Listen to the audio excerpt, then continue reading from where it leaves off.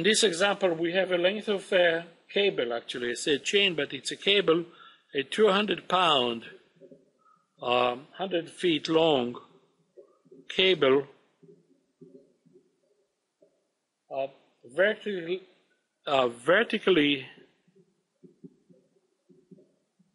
can I say hangs or is hanged? Hangs, I can say so, right? From the top of a tall building.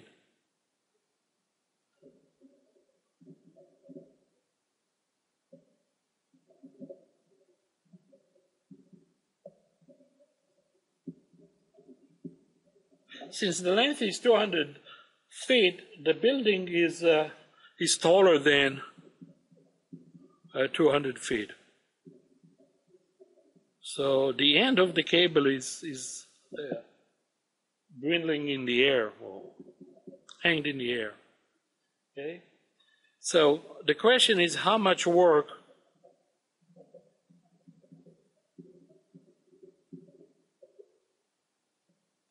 is required to lift the cable to the top of the building. So the entire cable.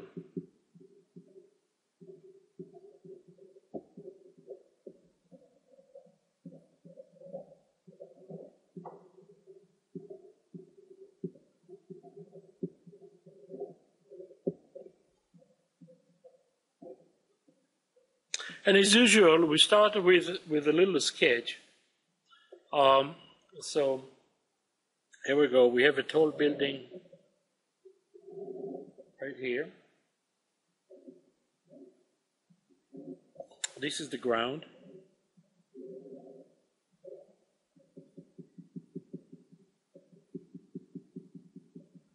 And this is the top. Okay, so it's what, 100 feet, so it's about 10 stories, standard of 10 feet per floor, so 10 floors, except maybe the first floor can be 15 or 20 feet at times, but I'm not going to draw 10 floor. And there is a cable hanged from the top all the way to here, and the total length of this cable is 200 feet. So if I'll take measurement from top to bottom, this is 200 feet. Okay. Now I'm going to choose a reference right here. So this will be my x equals 0. Okay, I can choose also a reference at the floor at the bottom of, but since I'm choosing this reference, I need to measure x from the top. So the positive direction of x is this, pointing this way. Now, what happened right here when at the x distance from the top, I'll take a little piece of the cable right there, okay, and I'll call this piece of cable dx. So let me see. I'll put it on the right side. This element, or infinitely small piece of the cable, dx. So originally it would have been delta x, the length of cable, but I'll make it so small so it becomes the differential dx. Okay? Now I know that the whole cable weighs 100 pounds. So, and let's say this is homogeneous. We assume that this is homogeneous cable, and the whole weight, the weight of 200 pounds is distributed over the length of the cable. Go ahead, John.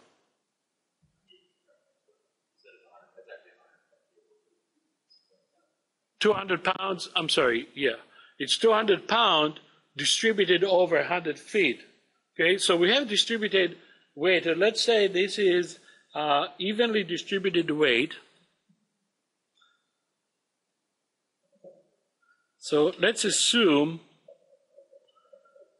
and this is actually, it makes sense because it's not that easy to produce a cable that is not evenly distributed unless you do it manually. Assume evenly distributed weight.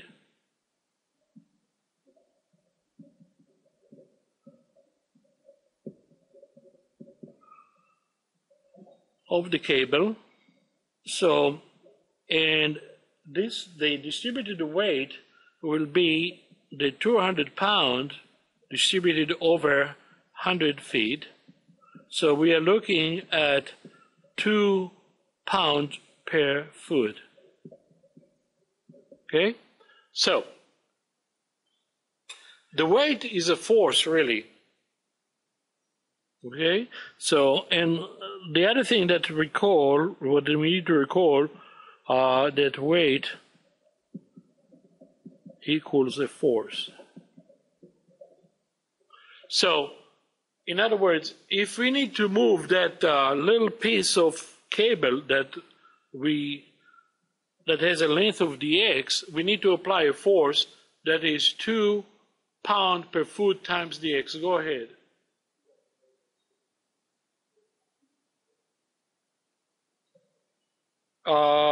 The cable is 100 feet. Thank you. The cable is 100 feet and the weight is 200. This is the second time I'm mixing those two numbers, aren't I? It's because I have too much blood in my coffee system, so I need to correct that. Here we go. I have my coffee out, so maybe I'll get my unit straight. So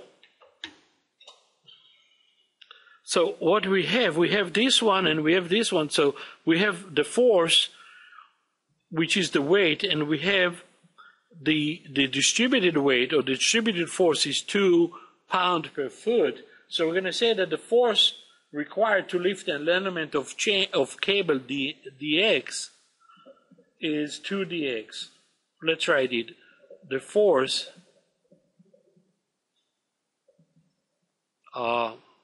required to lift, and by element I mean infinitely small element of cable dx is 2 times dx, the distributed weight times the unit length. And you can see this is pound over foot times 2 times dx, which is measured in feet or unit length. Okay? So this is one point. This is the force. Okay? By how much we need to displace this thing?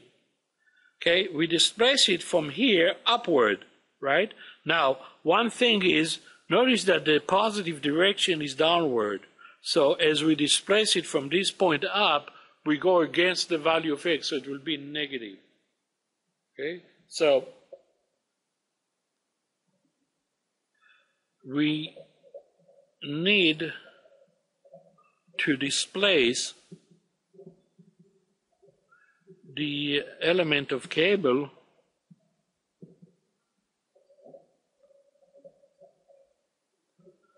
whose weight or force is 2 dx. This is the weight of the element of the cable. A distance of, the key word is displacement, so the distance of, if from here, from x equals 0 to the position where we found our dx, the distance is x, then we need to go backward, so a distance of negative x. To the top of the building.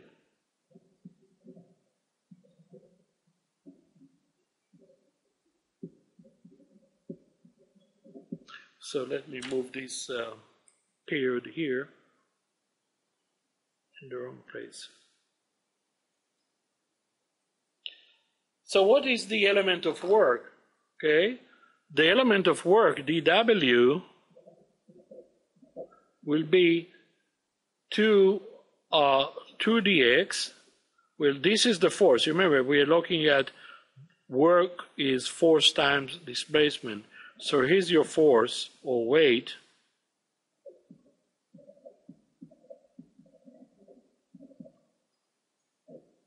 And then the distance will be negative x, which is the displacement.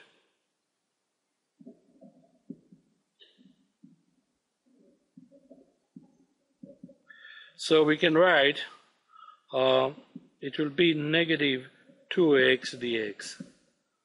Now, once we have the element of work, or the infinitely small element of work, we need to add all the pieces together. So we have infinitely many pieces like this distributed over a distance or length of 100 feet. So we need to take them all together, and we're going to say that the work will be the integral of, or the sum of the dw's, and we'll write it specifically to be the integral of negative 2x dx.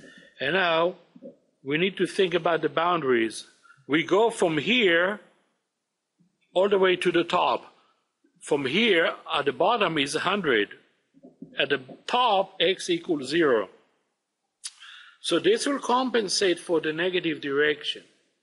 Okay, so I can flip up the boundaries of integration to get rid of the negative, and I can go the integral from 0 to 100 of 2x dx. Now the result is really easy. So in terms of the actual value, if you calculate it, it will be 10,000. It will be, you have x squared or 100 squared, so it will be 10,000 foot-pound. Okay, so for those of you who have to finish stuff with numbers, this will be the answer. 10,000 foot-pound.